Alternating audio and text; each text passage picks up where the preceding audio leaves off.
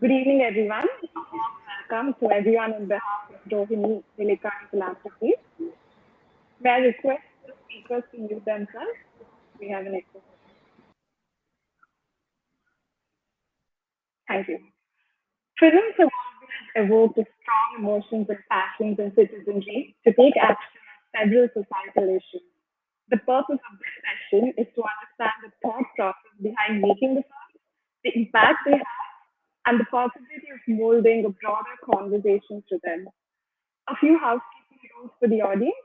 We have a Q&A space to put in your questions, and there's a chat space for conversation. You can ask questions throughout the session, and you can also upvote certain questions. And we'll take questions in the last 10 minutes of the session. Quickly introducing Hansel Mehta, who needs no introduction, is an Indian film director, writer, actor, producer who works in Hindi cinema. He started his career in television with the show Khana Khazana and later moved on to films like Jayate, Dil Pe Mat Le Aaj, and Chal. He's best known for Shahid, for which he won the National Film Award for Best Director. He then went on to direct City Lights, Aligarh, Simran, Scam 1992, and many more. We welcome you, Mr. Mehta. Our next speaker here is Anushka Shah. Anushka founded Civic Entertainment Project at MIT Media Lab and now runs a production house, Civic Studios, in Mumbai. Civic Studios creates entertainment in the form of films, web series, and short form digital content to inspire citizen citizenship and help build better democracy. We welcome both of you and over to you, Anushka. Thank you so much, Renee. And hi, Hansal. So this is Hansal and my third panel together, I think, on this topic. So either we're very good at this or the industry needs more souls interested in media and democracy. But thanks, Hansal, for joining the chat. And as always, looking forward to talking to you. Um, the topic for today is light citizenship action, which begs the question of what does what we watch on Netflix tonight have to do with democracy? I think when we talk about talk about media as the fourth pillar of democracy, we I think put more of that onus on the news media, and we let entertainment go a little bit scot free. And yet, entertainment today is a form of media we are statistically spending more time on than any other form. Entertainment can amuse, but I think with those same emotions, characters, drama, it also has the power to influence. And I think particularly when it comes to active citizenship, it can of course bring awareness to an issue. I think that much, is well established. But it can also reflect experiences of minority groups. It can tell you the story of a social movement on a big screen. It can illustrate types of civic action through, characters that you look up to, and much more. I think the Nudge team has a poll that's linked to this. It's a short one. I think the question says, where do we see films having the most impact in the context of active citizenship? So I'll just let them post that poll. The options are creating awareness, shifting the narrative, or driving action. I'm going to give it this a few seconds till everyone's reacted to it.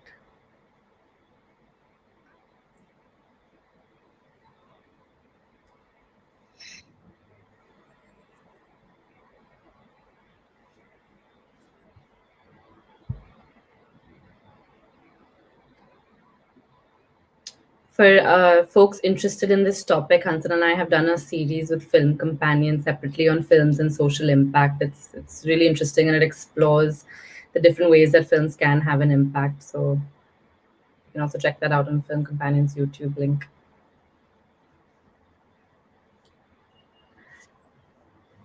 Cool. While I think we're just finishing this, right after this, we'll begin with playing a short clip from Rang De Basanti. And I think the reason we're going to start with that to set the tone a little bit is because whenever we have a conversation about films and democracy, that comes up as the one iconic example. It inspired you as a film to be a part of the system. but it also had a real world impact outside of the film in encouraging people to reopen the. It ended up encouraging the reopening of the Jessica Lal murder case. So, could I just request the Nudge team to play that clip, and then we'll dive right into our conversation after that? Thank you.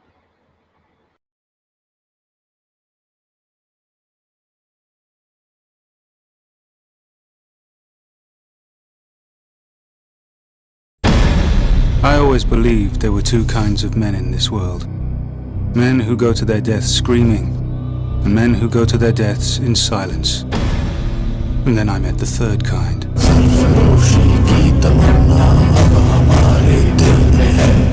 ये अंत कहाँ है mister McKinley? ये तो शुरुआत है।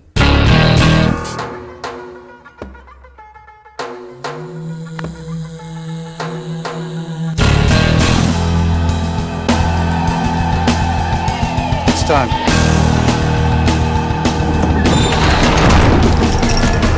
This is my grandfather's diary. He was an eyewitness. How can this be a will?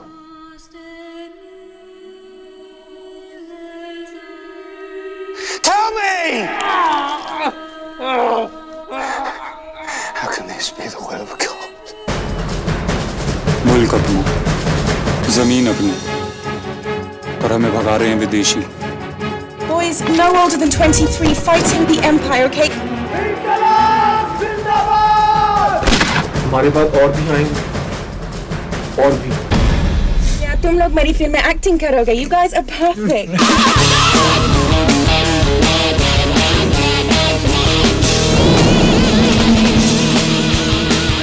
कोई future नहीं है इस देश का। कोई भी देश परफेक्ट नहीं होता, उसे बेहतर बनाना पड़ता है। ओए बैंड दे टके वो पास दी गल कर रही है और तू फ्यूचर दे पीछे पड़ा है। टिक पैर पास में, टिक पैर फ्यूचर में, तभी तो हम आज पे मूत रहे हैं।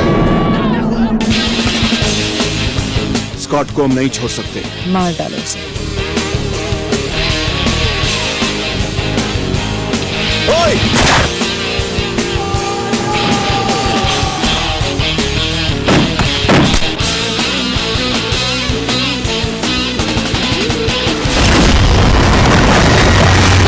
तो क्या करें? हाथ पर हाथ धरे बैठे रहें? ये क्या हो रहा है?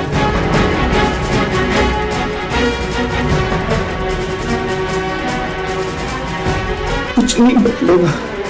मार डालो उसे। कौन करेगा खत्म? हाँ कौन? अरे खत्म कौन करेगा? मैं।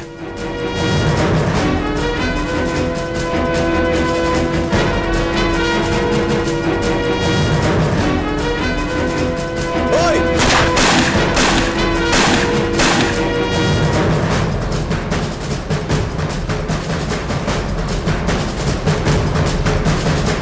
जिंदगी जीने के दो ही तरीके होते हैं। एक,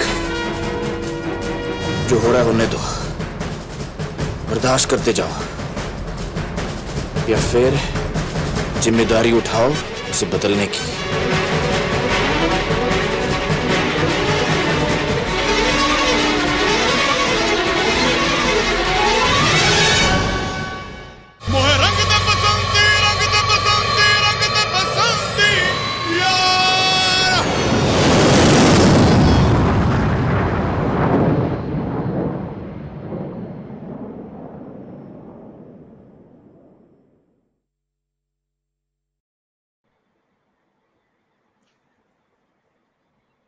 Thank you for that. Hansel, so I think the first question when I see this trailer is for me is that, what do you think it has changed in India since 2006 when Rang De Basanti released? Do you think that the movie would still have the same impact on young people and citizens today? Well, I've tested this hypothesis just a few weeks ago. So my daughter, we were watching Tufan, and I was watching Tufan with my daughters, and while she liked the film, she had a lot of questions. So I said, this is the filmmaker who made Rang De Basanti. So my daughter was, I think, born in the year of Rang De Basanti. So I showed her right after Tufan, I showed her Rang De Basanti. and I was waiting to see what kind of impact it had on her. And she was moved by the film. She was very, very moved. She was quite stirred up. I mean, she spoke. We talked about the film till until very late. We spoke about it the next day.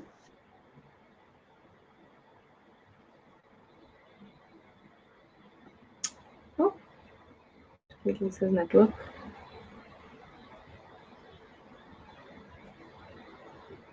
I think we've just lost Hansa's network. Maybe we'll give it a minute.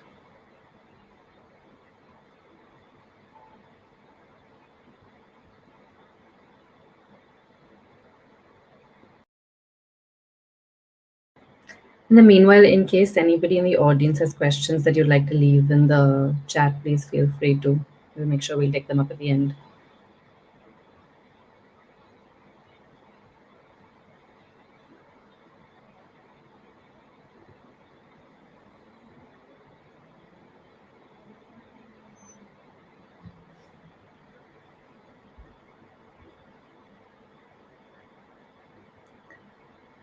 Maybe just a quick note to the nudge team in case we don't get Hansel's connection back. Oh, there, I think we got it. I think we have you back. Really sorry. No problem. Yes.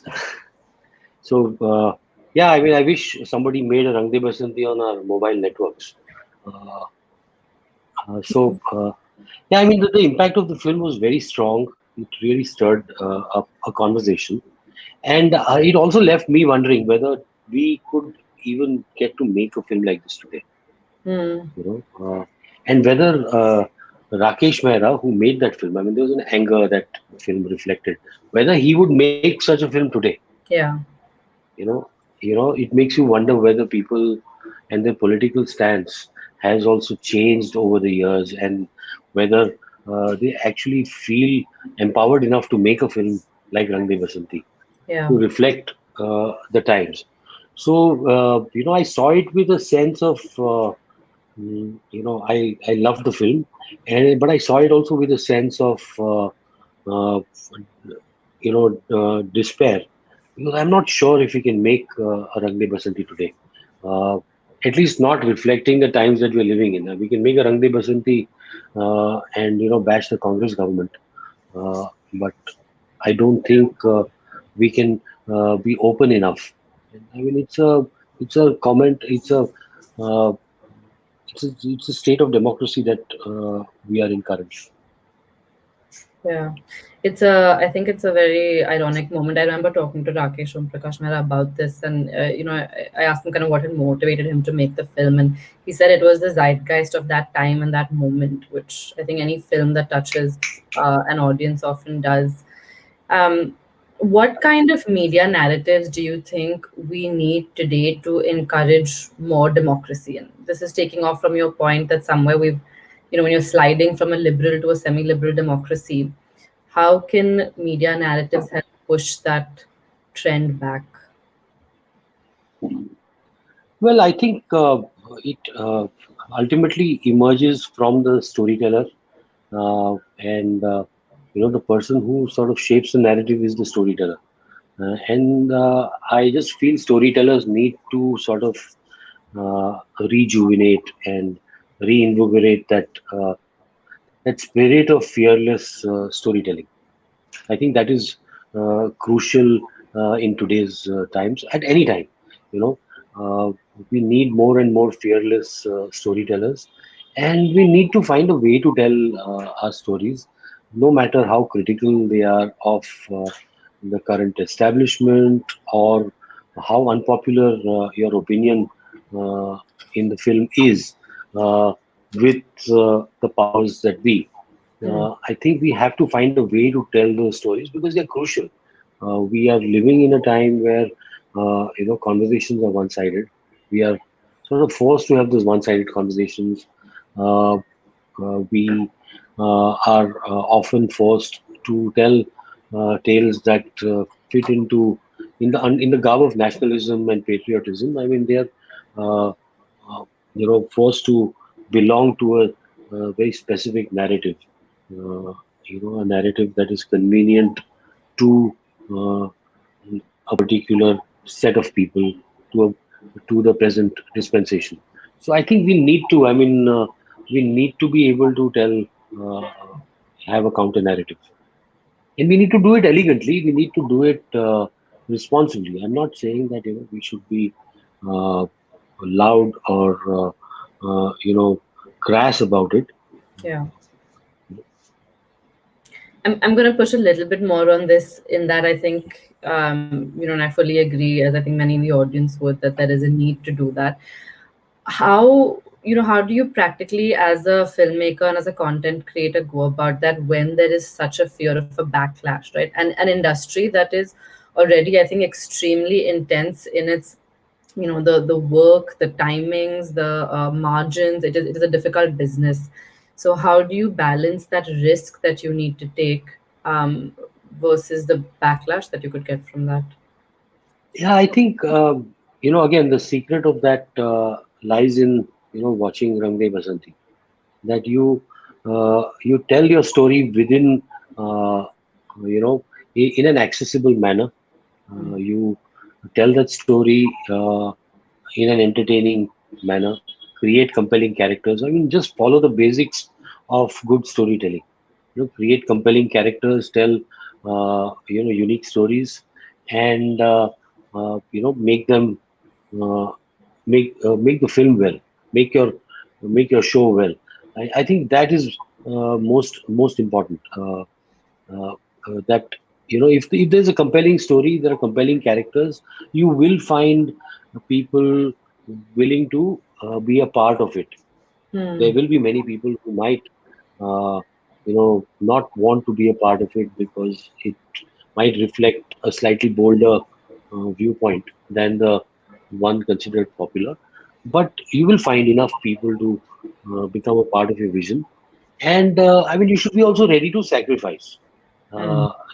I'm giving you my own example. After the success of my show Scam 1992, I was flooded with all kinds of films and offers. I've taken up some of them, but before I embarked on doing those films, I'm making a small film called Faraz.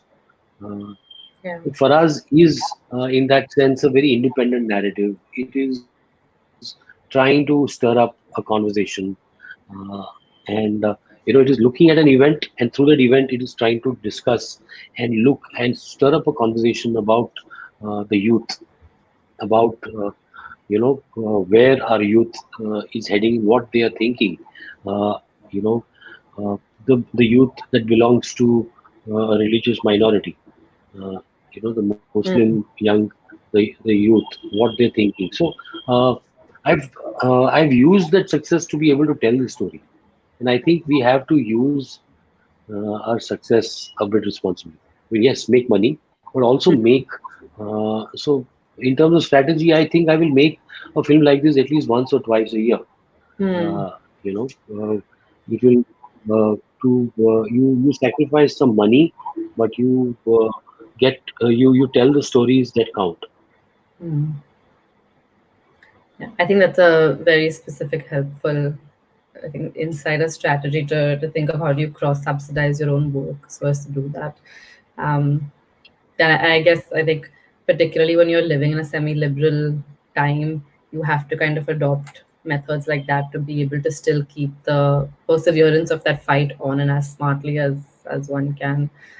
Are there Yeah, I mean, examples? look at Anubhav Sinha's look at Anubhav Sinha's work. Hmm. Whether it is Mulk or it is Article 15 or Thappad. I mean, Hmm. there's an attempt to build a conversation within the mainstream.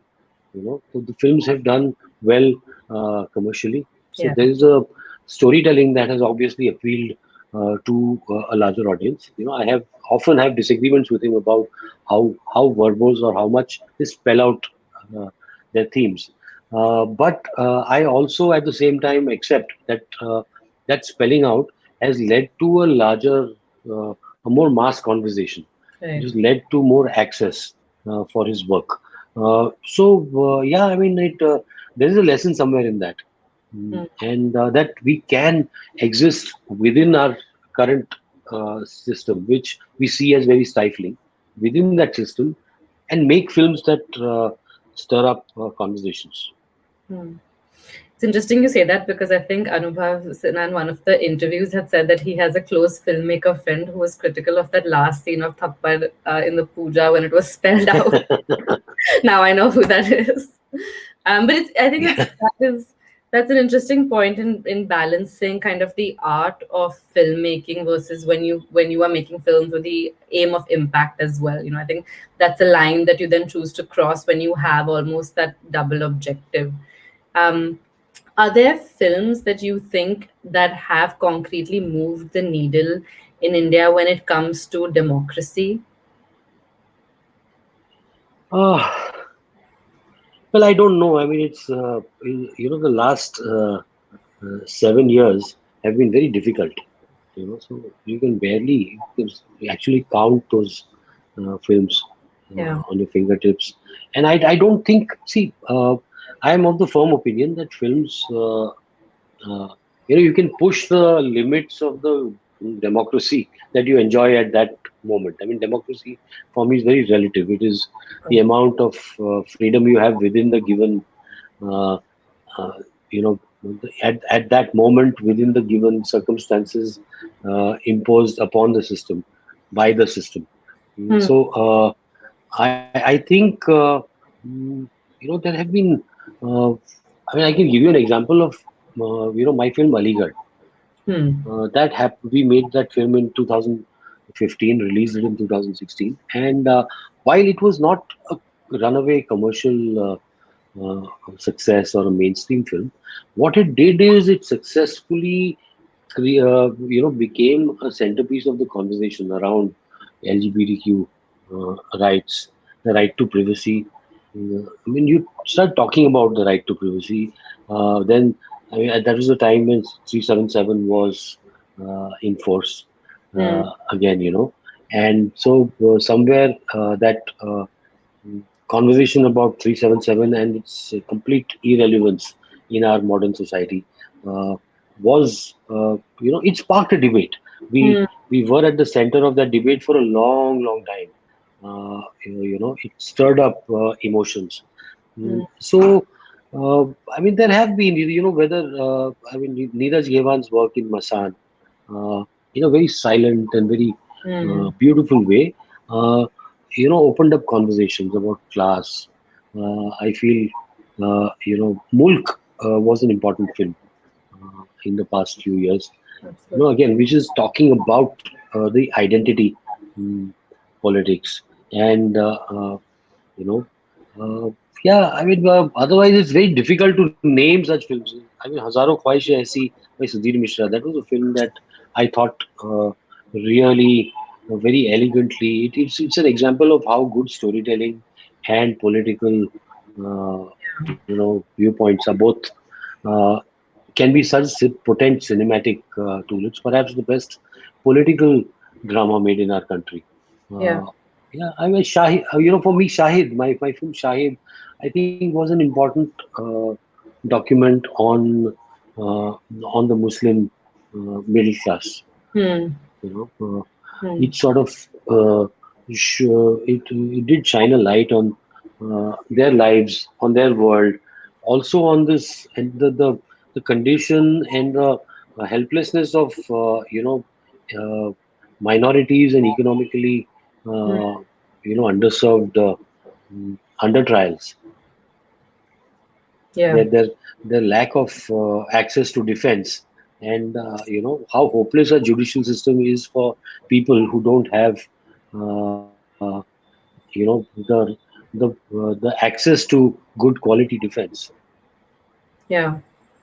No, and I think all the films that you've named are, I think, iconic in so many ways. I mean, in the south, I mean, I remember, I mean, Visarnai by Vetri Maran, I think was an important Yeah. film. So some of Vetri's work and some of the films that you see in the Malayalam space, recent films that you're seeing in Malayalam are, I mean, I thought The Great Indian Kitchen in many ways, it's a very Yeah.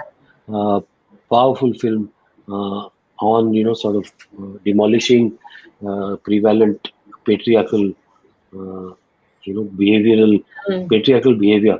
within the family, uh, unit. So I thought that was a very, very, very powerful film. It had an impact on me, and I mean, I've been actively trying to get the film made in different languages. The Great Indian Kitchen. So yes, I That think was it also should be good. seen. Absolutely. It should be seen in many languages. It needs to reach people around the country, and for that, it needs to be made in a language other than Hindi. I think it needs to be made in many local languages. Yeah, no, absolutely. I mean, I think as an audience member, I have been so impacted by these films. But now that we've kind of, as a company, when we went to production, the one thing we've also realized is that there are so many young filmmakers who will say, okay, Hansal Mehta did this and Anubhav Sinha did that. We are inspired by the fact that there was success with these films and they managed to talk about important topics. So I think there is also a ripple effect within the industry when one person manages to do a film like that, that more of those crop up. And I want to use your mention of Shahid and Aligarh as a segue. So I think we were keen on playing the trailers for that so that the audience also gets a chance to connect with them. And then we'll continue the conversation with that. Sure.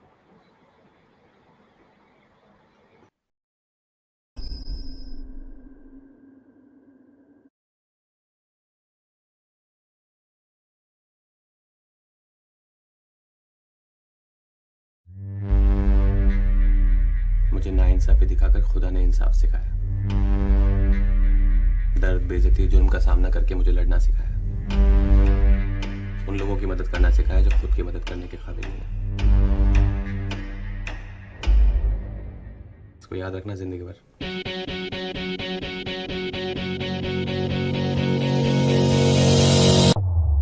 हमें तो मालूम नहीं कि terrorist organisation internet के basis पर इतने बड़े बड़े हादसे करते हैं या नहीं, लेकिन लगता है शाहिद साहब को इसकी बड़ी अच्छी जानकारी है। No, what are you trying to say? आपने काफी समय बिताया है टेररिस्ट ऑर्गेनाइजेशंस के साथ, है ना? Are you accusing me?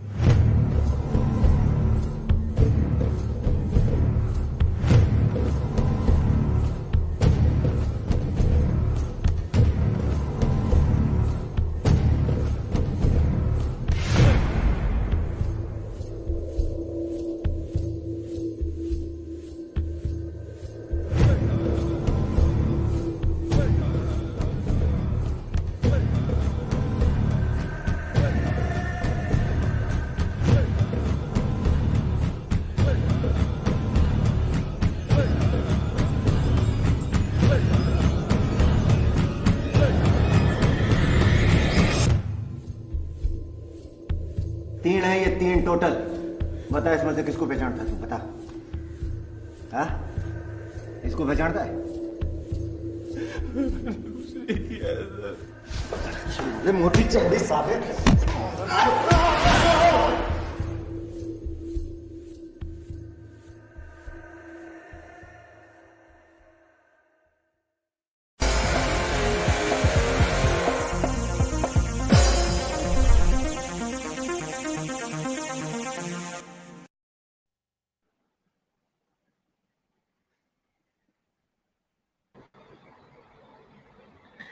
I'm not sure if we're also playing the trailer for Aligarh.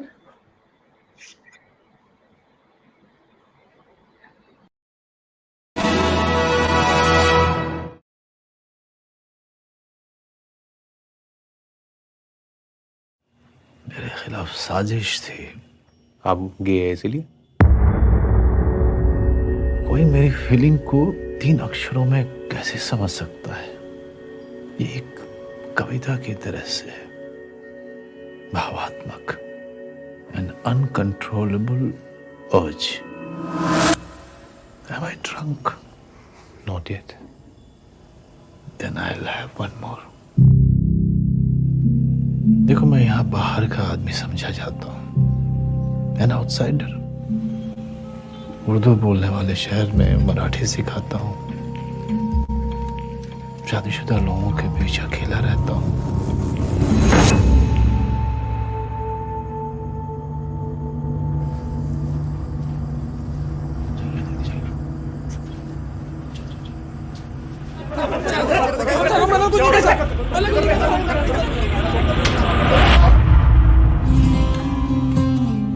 I have a breaking story. Aligarh university में कुछ टीवी जर्नलिस्ट एक प्रोफेसर का घर में जबरदस्ती घुस गया and they filmed him having sex with the rickshaw puller. Professor Siraj के बारे में 2 मिनट्स बात करना था, एक स्टोरी कर रहा हूं। I don't want to talk to the media. Homosexuality को प्रैक्टिस करना, वो भी यूनिवर्सिटी प्रोमाइसेस के अंदर, हराम माना जाता है। आपको कमरा खाली कर रहा है, बैचलर आदमी नहीं चाहिए। तो बैचलर आदमी क्या टेररिस्ट होता है? अरे होता होगा। Was it your love? तुम लोग ये शब्द के पीछे क्यों पड़ जाते हो? कभी लव को भी समझने की कोशिश किया करो। It's a beautiful world.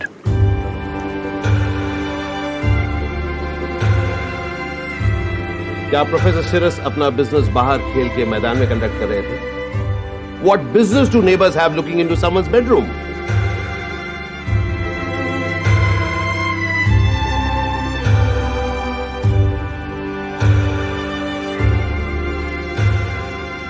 You have to fight it out, Mr. Siras. क्या करना होगा मुझे?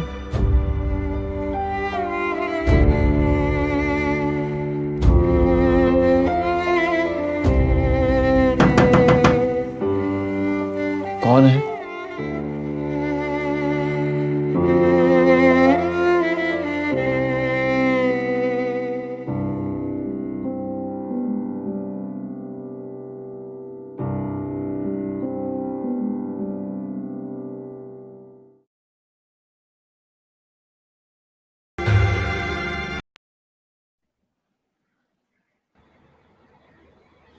You mentioned earlier, Hansel, that we need to kind of encourage more filmmakers to tell these kinds of stories, and it's hard to separate the art from the artist or the personal from the political.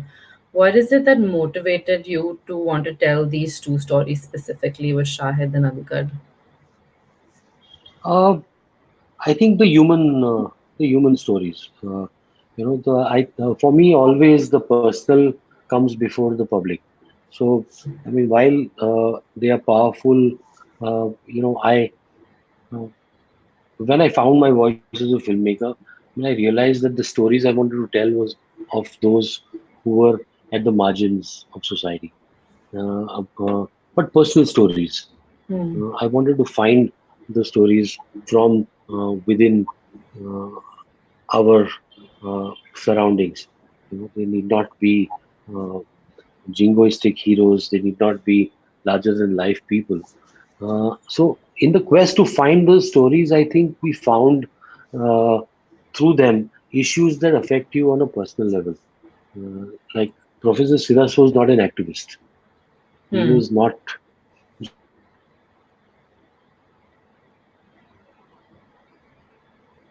Oh, I think we might have lost Hansel again.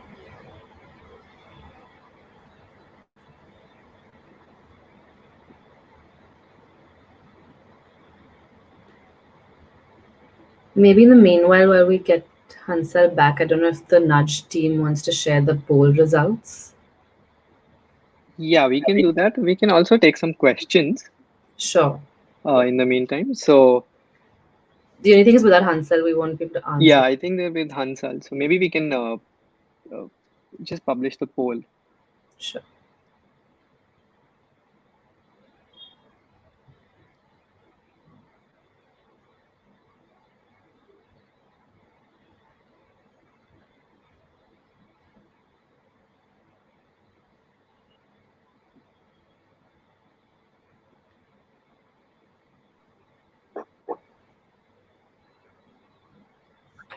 Sorry. We have you back. Terrible network. No problem. Yeah, so I think it was just the personal stories that had a great impact on me. They impacted me emotionally. Shahid Azmi's story really resonated with me. Also, justice, social justice, inequality. These are themes that have always bothered me, and they keep me. They make me restless. They make me lose my sleep. And to find such personal stories about things that make you angry, that make you question the world that you live in, That's the reason these films have that power. That Yeah. years after they were made, they still have the potential to inspire, to create, to provoke conversations. So yeah, I mean, it was. I think ultimately it was the stories. They were really, really powerful uh, Yeah. stories that uh, made me tell them. I think when you lost your network for a second, they were showing the results of the poll. It showed that I think roughly, yeah, I think 46 and 42% of people have said creating awareness and shifting the narrative in terms of how films can have an impact. And there's a much kind of smaller share, about 12%, that's talking about driving action. And I think this is it's an interesting result, and it's an important question, I think, to explore, because at Civic Studios, a lot of what we are trying to answer is, how do you create entertainment that is not just going to provoke action in terms of insurrectionism, right, or revolution, but when it comes to democracy building, you need institutionalism, you need to think about reform. It's the slow, boring, incremental things often that you have to fight for. And we are struggling to understand that while you can spark conversations and while we can create more awareness as a society, how do we, and which is the first step, but how do we translate that to the second action, a second step of the actual action? If you're talking about Section 377, how do you make sure more people are supporting that? Or how do you make sure there are more campaigns, protests, social media activism, all the different forms of it to legalize gay marriage, for example? So, any thoughts on where that shift from awareness to action happens? I think it is. That's where civil society comes into play. As storytellers, you can take these, you can spark off these conversations, you can create these narratives. But I always say, after the film is made and it is out there in the public domain, it's over to civil society to actually, the institutions within civil society need to work more closely with storytellers. Hmm. And we as storytellers need to involve them as producers, as studios. We somewhere need to find a way of engaging with uh, institutions that can drive action, because as a cinema, as its function is limited to that, in my opinion, to limited to that of provoking thought, or creating provoking debate. But beyond that, unless civil society does not is not made to take action by organized uh, you know movements, nothing is going to happen. Did Rang De Basanti make a change? Yes, the Jessica Lal case was opened up. I think Hmm. that was an example of one example of a film actually driving some sort of change. Hmm. But it's very rare. It's very, very rare. I also feel that we need to be able to entertainment. We have to look at entertainment and storytelling. We need to look beyond the conventional forms of entertainment. I recently got engaged with a uh, TikTok kind of medium. Uh, short, really short Yeah. form. Uh, uh, so I think what is important is that beyond films, OTT, series, we need to uh, work a lot. I mean, there's a huge potential in that really mini, the micro Hmm.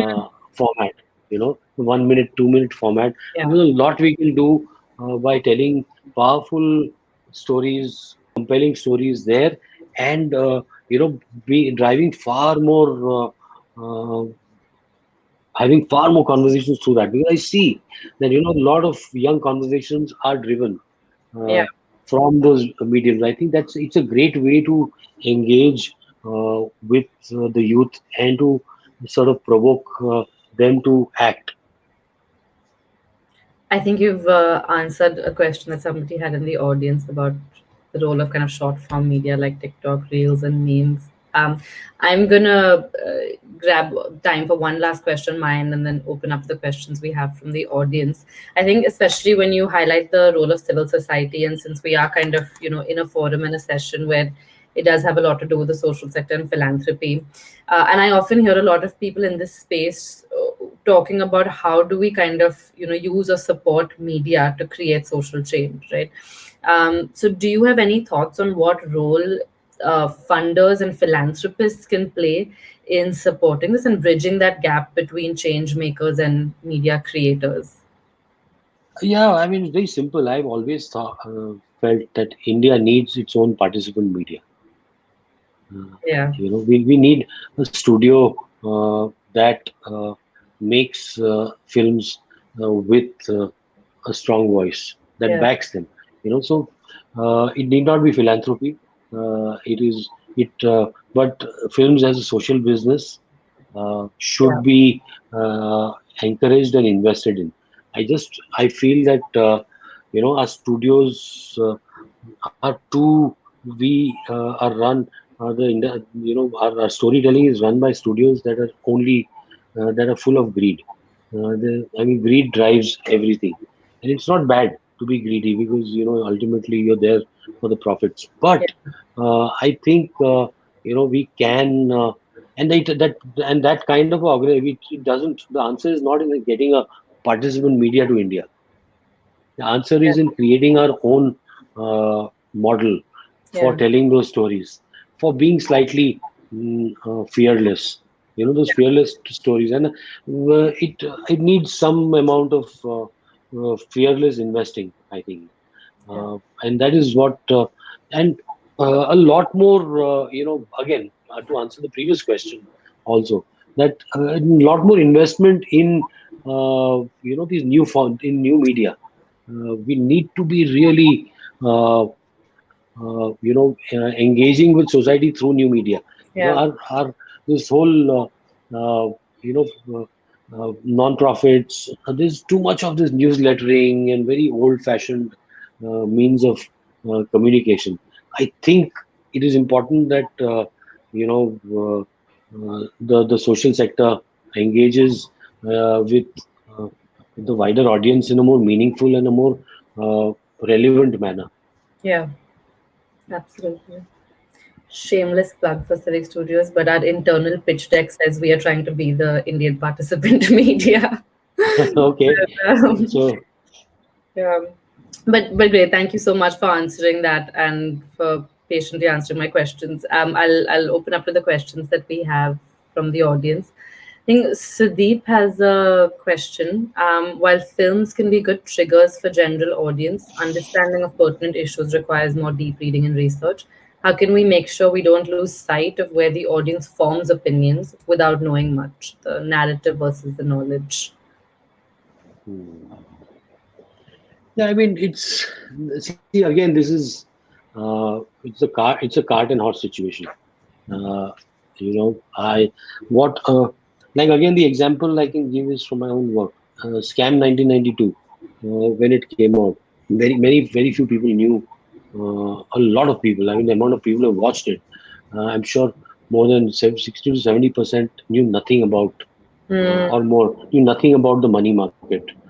uh, will a smaller percentage knew something about shares and investing and speculation in the capital markets.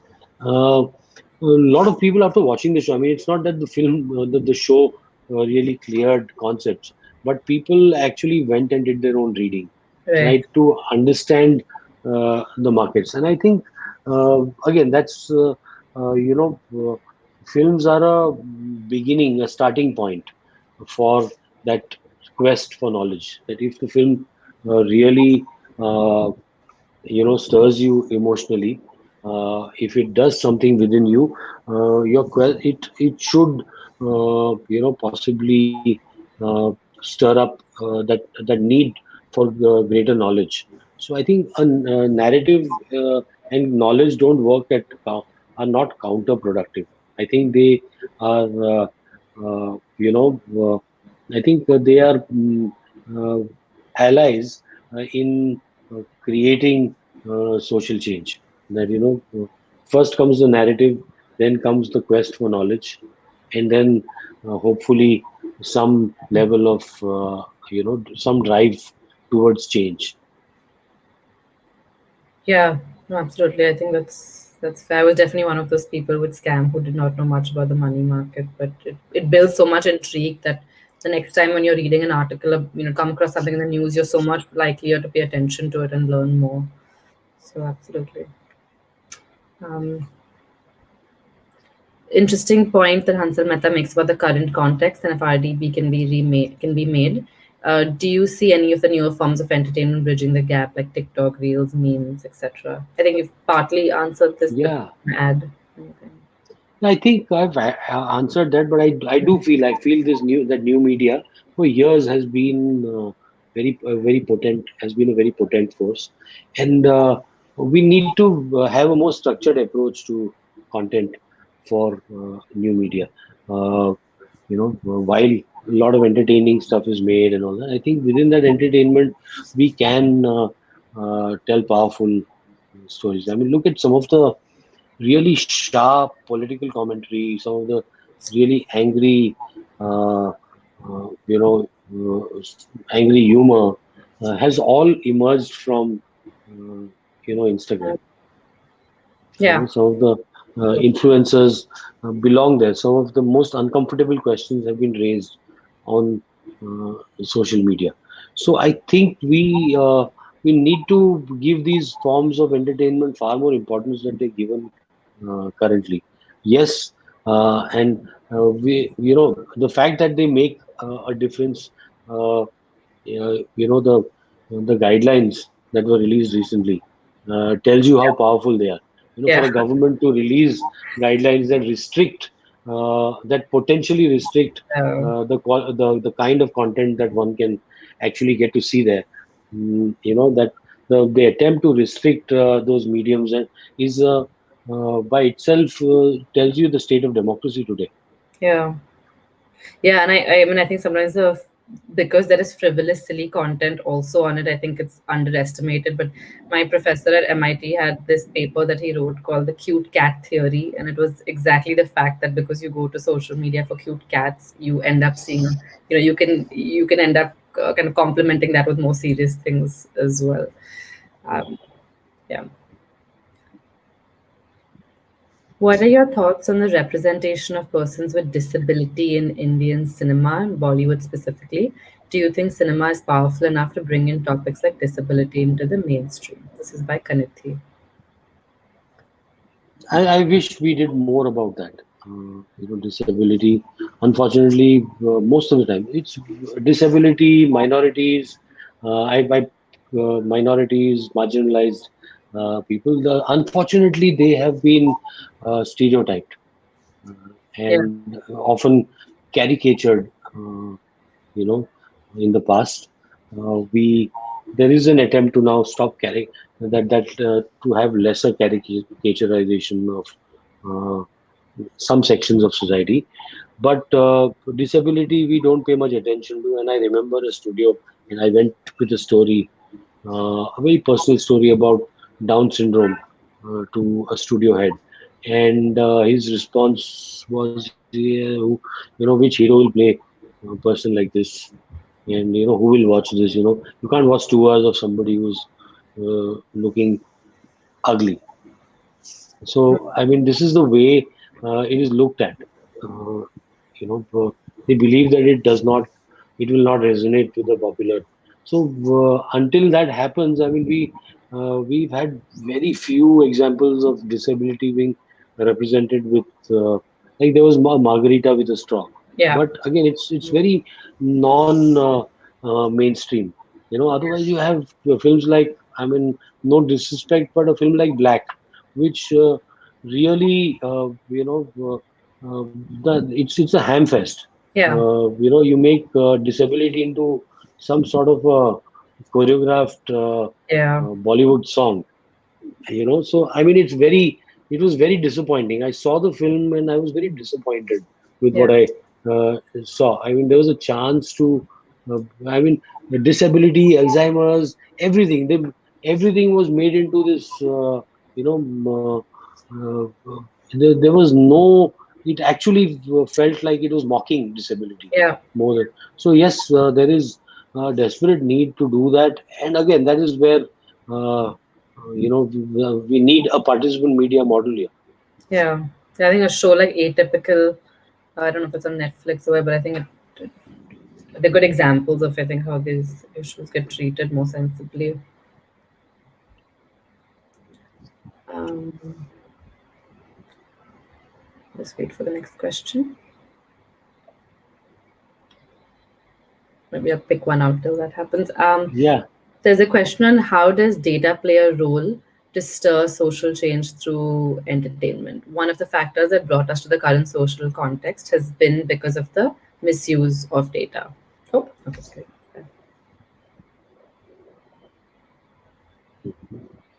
This is also by Nikhil. Yeah, I think Anushka is better, equipped to answer this.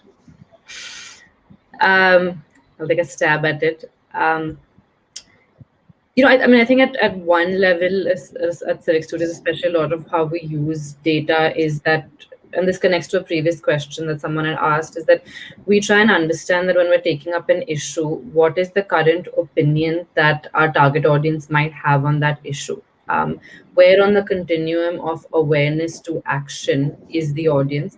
And then we work backwards from that to try and find stories that will meet the audience where they are and try and push the narrative a step further. So I think for us, that's one way.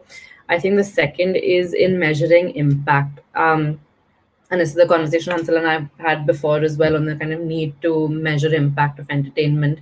And it's you can often write a story or a character with the aim of having impact A, but it can completely end up having impact B. One of my favorite examples is Wall Street, Money Never Sleeps, the original movie.